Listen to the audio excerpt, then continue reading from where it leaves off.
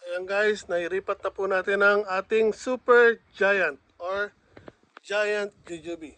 So nabanggit ko sa postcode sa puno na to, nung una ko pong sinare sa inyo na tinawag ko po siya ng Thailand jujube.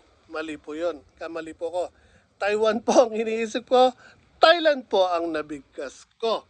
So again, I stand corrected, Taiwan jujube po ito.